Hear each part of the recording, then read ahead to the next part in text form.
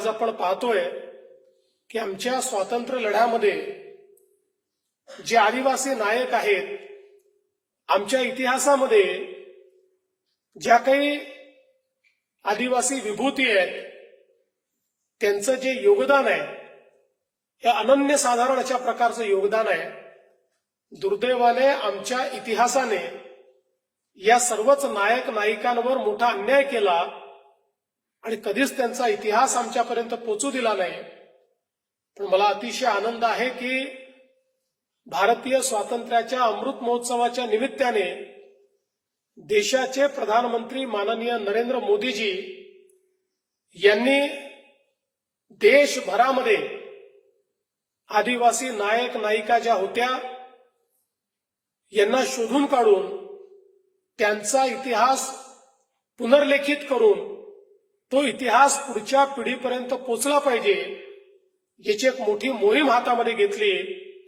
आणि त्यातून लक्षात आलं की आमच्या स्वातंत्र्याकरता जी काही बलिदानं झाली त्यापूर्वीही आक्रमकांच्या विरुद्ध लढणारे जे काही आमचे नायक होते, नायिका होत्या, या सगळ्यांचा इतका स्वर्णिम इतिहास आज आपल्या समोर आला.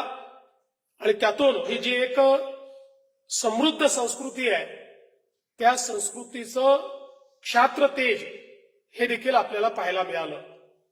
आणि म्हणूनच आपल्या सर्वांना याची कल्पना आहे की आपली आदिवासी संस्कृती आणि आदिवासी जीवन पद्धती ही सर्वात प्राचीन अशा प्रकारची जीवन पद्धती आहे.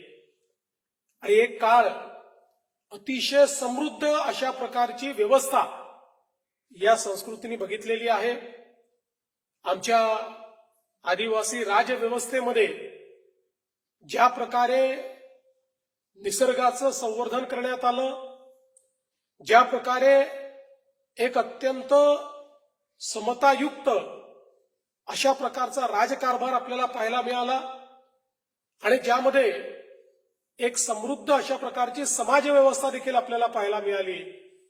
कदाचित काळाच्या ओघामध्ये त्याच्यामध्ये काही कमतरता आली, काही अन्याय झाले, त्यातनं एक प्रकारे आक्रमण झाली, पण तरी देखील आजही ही समृद्ध संस्कृती त्या ठिकाणी जिवंत आहे. आणि अनेक लोक या संस्कृतीचा जो काही रथ आहे तो रथ ओढण्याचं कार्य अविरतपणे करतायत.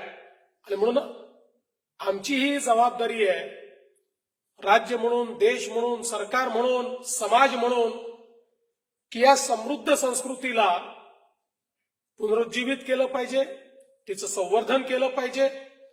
आणि याच दृष्टीने देशामध्ये आणि राज्यामध्ये अनेक कार्यक्रम आपण हातामध्ये घेतले. आणि त्यातून मला विश्वास आहे की पुन्हा एकदा आज आपल्याला एका नव्या स्वाभिमानानं, एका नव्या आत्मतेजानं आमच्या आदिवासी संस्कृतीचे पाईक वेगवेगळ्या ठिकाणी, वेगवेगळ्या क्षेत्रामध्ये उत्तम काम करताना दिसतात.